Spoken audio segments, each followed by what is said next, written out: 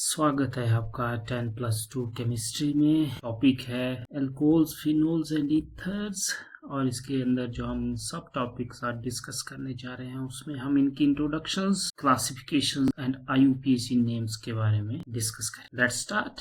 Alcohols, phenols and ethers. Alcohols and phenols are formed when a hydrogen atom in a hydrocarbon, aliphatic and aromatic respectively, is replaced by OH group. We have a hydrocarbon CH4. When we replace the hydrogen of this hydrocarbon by OH group, then we will get alcohol. This compound is now alcohol. And when we replace hydrogen of benzene by OH group, then we call this newly formed compound phenol. And in case of ethers, when we replace H of the alcohol by alkyl group, कुछ भी हो सकता है, ethyl, propyl, butyl, then this is known as ether. Methoxymethane. The name of this is methoxymethane. Alcohols, phenols and ethers are the classes of compounds find wide application in industry as well as in day-to-day life. For instance, have you ever noticed that ordinary spirit used for polishing wooden furniture is chiefly a compound containing hydroxyl group phenol? The sugar we eat, the cotton used for fabrics, the paper we use for writing are all made up of compounds containing OH groups. Just think of life without paper. If we have no notebooks, no books, no newspapers, no crunchy notes, no checks and certificates, the magazine carrying beautiful photographs and interesting stories disappear from our life, then it would have been really a different one. Next हम classification लेते हैं alcohols, phenols and ethers. Classification में alcohols and phenols classify किए जा सकते हैं mono, di, tri and polyhydric compounds में, depending upon whether they contain 1, 2, 3 और many hydroxyl groups in their structures. जैसे फॉर एग्जांपल यहाँ पे क्या है, C2H5OH है, तो ये मोनो हाइड्रिक एल्कोहल कहलाएगा क्योंकि इसमें एक ही OH है। उसके बाद जैसे यहाँ पे CH2OH है, ये डाईहाइड्रिक अल्कोहल कहलाएगा क्योंकि इसमें दो OH ग्रुप हैं। Similarly CH2OH, CHOH and CH2OH, ये इसमें 3 OH ग्रुप्स हैं, इसलिए इसको ट्राईहाइड्रिक अल्कोहल्स में क्लासिफाई किया जाता है। और इससे ज्यादा अगर OH ग्रुप्स किसी भी ऑर्गेनिक कंपाउंड्स में है तो पॉलीहाइड्रिक अल्कोहल्स उनको हम बोलेंगे। और एरोमेटिक केस में अगर बेंजीन के साथ एक OH ग्रुप लगा है तो इसको फिनोल, ये मोनोहाइड्रिक के केस में आएगा। अगर दो OH इस तरह से लगे हुए 1-2 पोजीशन पे या 1-3 पोजीशन पे, 1-4 पोजीशन पे, तो ये डाईहाइड्रिक फिनोलिक ग्रुप में जाएंगे। और अगर इस तरह से 3 OH यहाँ पे जुड़े हुए हैं रिंग के साथ तो ये ट्राईहाइड्रिक। तो इस तरह से हम बोलेंगे मोनोहाइड्रिक, बीच वाले के लिए डाईहाइड्रिक और लास्ट वाले के लिए ट्राईहाइड्रिक। बेंजीन के केस में फिनोल्स बोलेंगे, मोनोहाइड्रिक, डाईहाइड्रिक, ट्राईहाइड्रिक। और जब एलिफेटिक या मींस ऊपर जो हमने डिस्कस किया उस केस में हम बोलेंगे monohydric, dihydric, trihydric alcohols. Classification alcohols, phenols की यहीं खत्म नहीं होती है, इसके बाद भी अल्कोहल्स एंड फिनोल्स को क्लासिफाई किया जा सकता है। जैसे कि मोनोहाइड्रिक अल्कोहल्स हमने ऊपर डिस्कस किया कि एक ही OH जब बेंजीन के साथ या फिर जो अल्काइल ग्रुप के साथ जुड़ा होता है तो उसको फिर से क्लासिफाई किया जाता है according to hybridization of carbon atom to which the hydroxyl group is attached. जैसे आप देख सकते हैं ऐसे कंपाउंड्स जिनमें CO ग्रुप है और इसमें जो CO ग्रुप में कार्बन की हाइब्रिडाइजेशन sp3 है, इस तरह के जो अल्कोहल्स होंगे वो इस क्लासिफिकेशन में आएंगे। और ये फिर प्राइमरी नेचर का, सेकेंडरी नेचर का और टर्शरी नेचर का, इन 3 तरह के नेचर्स का अल्कोहल्स हमारे पास होता है। ऐसा कार्बन जो एक और कार्बन से जुड़ा हुआ है और उस कार्बन से OH है तो प्राइमरी होगा, और अगर OH उस कार्बन से जुड़ा है जो 2 अदर कार्बन एटम से जुड़ा हुआ है तो वो सेकेंडरी होगा, और अगर OH उस कार्बन से जुड़ा है जो 3 अदर कार्बन एटम से जुड़ा हुआ तो वो टर्शरी अल्कोहल्स में जाएगा। ये एक क्लासिफिकेशन है। उसी प्रकार हमारे पास अलाइलिक अल्कोहल्स आते हैं। अलाइलिक अल्कोहल्स में OH ग्रुप ऐसे कार्बन से अटैच होता है जो sp3 होता है, वो कार्बन sp3 होता है हाइब्रिडाइजेशन में, लेकिन वो जो sp3 हाइब्रिडाइज्ड कार्बन है वो ऐसे कार्बन से जुड़ा होता है जिसमें कार्बन कार्बन डबल बॉन्ड होता है। ये देखिए, यहाँ पे भी देखिए और यहाँ पे भी देखिए, ये कार्बन कार्बन डबल बॉन्ड है और इस डबल बॉन्डेड कार्बन के साथ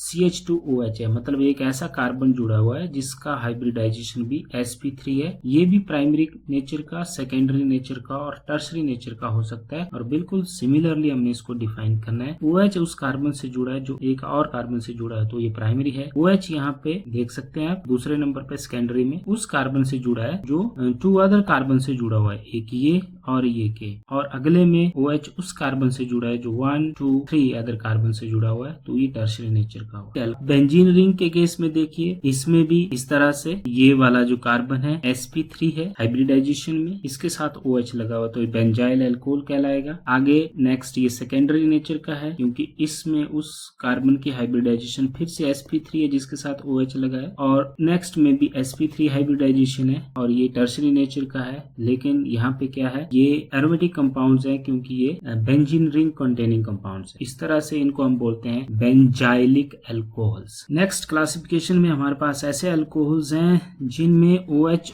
उस कार्बन से जुड़ा होता है जहां पे sp2 हाइब्रिडाइजेशन होती है। तो इसके जो एग्जाम्पल्स होंगे वो कुछ इस तरह से होंगे, जैसे यहाँ पे आप देख सकते हैं फिनोल, इसमें ये वाला जो कार्बन है ये sp2 हाइब्रिडाइजेशन वाला है जिसके साथ OH जुड़ा हुआ है। फिर उसके बाद आपके पास नेक्स्ट जो आएगा फिनोल से वो ये है, यहाँ पे भी sp2 हाइब्रिडाइजेशन है कार्बन की, 2 मिथॉक्सीफिनोल एंड विनाइलिक अल्कोहल्स। ये इसमें भी क्या है, OH उस कार्बन से जुड़ा है जो sp2 हाइब्रिडाइज्ड है। sp2 हाइब्रिडाइज्ड कार्बन से अगर OH जुड़ा हुआ है तो इस क्लासिफिकेशन में आएगा। लास्ट हम लेते हैं इथर्स के बारे में। Ethers are classified as simple और सिमेट्रिकल।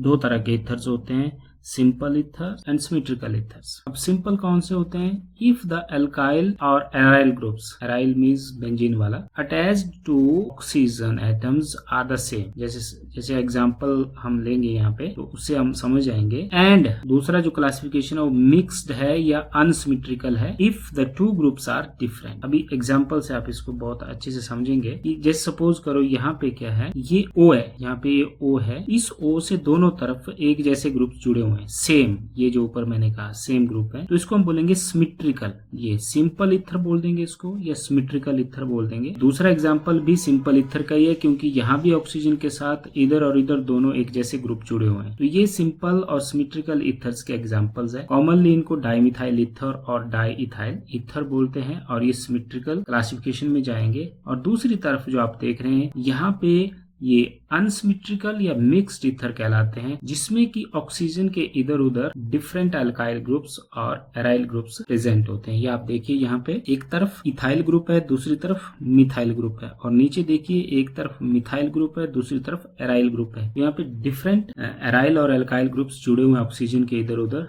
तो इनको हम मिक्स्ड इथर्स बोलेंगे या अनसिमेट्रिकल इथर्स बोलेंगे। और अगर सेम टाइप के जुड़े होते हैं तो उनको हम सिंपल और सिमेट्रिकल इथर्स बोलेंगे। तो ये थी क्लासिफिकेशन इथर्स की। अब हम थोड़ा सा यहाँ पे IUPAC नेम्स के बारे में डिस्कस करेंगे। जैसे ये वाला हमारे पास अल्कोहल है, इसका जो IUPAC नेम होगा बिल्कुल जो फॉर्मूला बना हुआ है उसके अकॉर्डिंग होगा। इसमें एक कार्बन है तो हम उसके लिए लिखते हैं, और एक कार्बन हो तो एन ही लगता है, एन होता है, लेकिन ई ड्रॉप हो जाता है जब आगे वॉवल आता है तो ओल लगेगा अल्कोहल के लिए, तो मिथेनॉल। इसी तरह से अगर हमारे पास 2 कार्बन वाला है ऑर्गेनिक कंपाउंड, इसके लिए इथ लगता है एन ओ, तो ये इथेनॉल हो गया। 3 में प्रोपेनॉल हो जाएगा, 4 में, इस तरह से कंटिन्यू चलेगा। और अगर सपोज करो इस तरह से हमारे पास कोई डाईहाइड्रिक अल्कोहल है, इसमें हमारे पास 2 कार्बन है, इथ लग जाएगा, 2 कार्बन के बीच में यहाँ पे सिंगल बॉन्ड है तो एन लग जाएगा, और क्योंकि आगे डाइओल आ रहा है तो हमारे पास डैश करके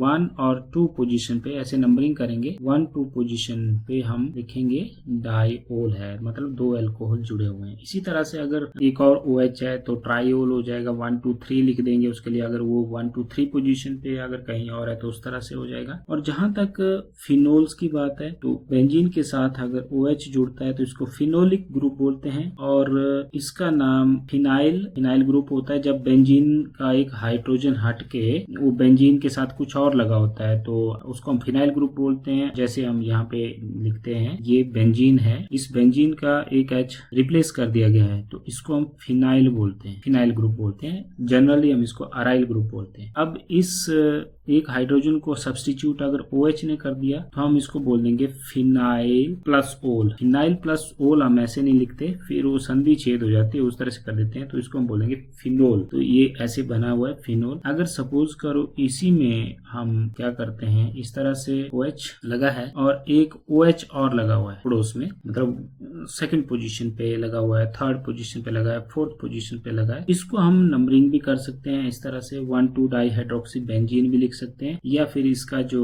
नेम है ऑर्थो कंडीशन भी है तो ऑर्थो डाइहाइड्रोक्सी बेंजीन भी इसको लिख सकते हैं। कैटेकोल भी इसको बोलते हैं जब OH इस तरह से होते हैं। अगर OH 1,3 पोजीशन पे है, बेंजीन रिंग है 1 पोजीशन पे है और थर्ड पोजीशन पे है, तो इसको बोलते हैं हम रिसोर्सिनोल, रिसोर्सिनोल बोलते हैं। अगर OH 1,4 पोजीशन पे लगा हुआ है, OH एक इधर है एक इधर है, तो इसको बोलते हैं हम क्विनोल या फिर हाइड्रोक्विनोन भी बोलते हैं, या 1,4 बेंजीन ट्राइयोल भी बोलते हैं। ये एक नया तरीका है आजकल। हम जो फंक्शनल ग्रुप है, इन सब केसेस में जो फंक्शनल ग्रुप है उसको हम बाद में बोलते हैं, तो पहले हम बेंजीन का नाम ले लेते हैं, बेंजीन, फिर 1 और 2 नंबर पे है 1,2 दो ही लगे हैं तो डाइओल, तो इस तरह से बेंजीन 1,2 डाइओल, या फिर इसको हम ऐसे बोलते थे 1,2 बेंजीन डाइओल। इस केस में हम 1,3 बेंजीन डाइओल, इस केस में बोलेंगे 1,4 बेंजीन डाइओल। अगर हमारे पास इस तरह से बेंजीन है और फर्स्ट पोजीशन पे OH ऑलरेडी प्रेजेंट है, मतलब फिनोल है, और इसके पड़ोस में कुछ और ग्रुप लगा है जैसे NO2 लगा हुआ है, तो ये ऑर्थो है 1,2 सब्स्टिट्यूटेड प्रोडक्ट हम बोलते हैं इसको बेंजीन का। तो इसके लिए हम बोलेंगे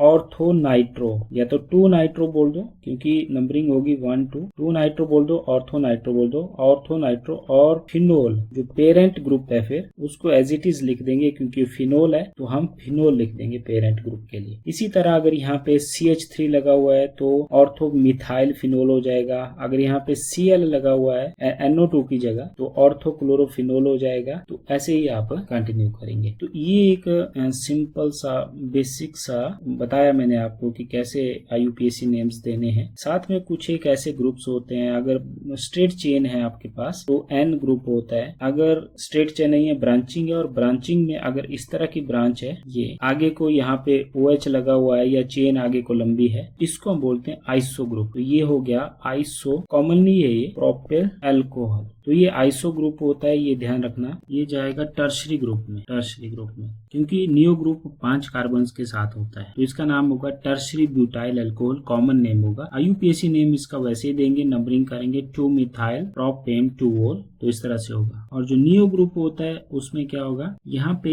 इसी तरह का ग्रुप होगा लेकिन कार्बन एक और इसमें इंक्रीज कर देंगे, इस तरह से CH3 CH, यहाँ भी 3 होगा लेकिन एक H को रिप्लेस कर दिया OH से। अब ये नियो ग्रुप हो गया, तो इसको बोलेंगे नियो पेंटाइल, 5 कार्बन होते हैं नियो ग्रुप में, नियो पेंटाइल अल्कोहल। इस तरह से आप ये कुछ कॉमन नेम्स हैं उसको IUPAC नेम्स में बदल सकते हैं, जो रूल्स हैं उनको फॉलो। तो ये था अल्कोहल्स, फिनोल्स एंड ईथर्स के बारे में। Thanks for watching.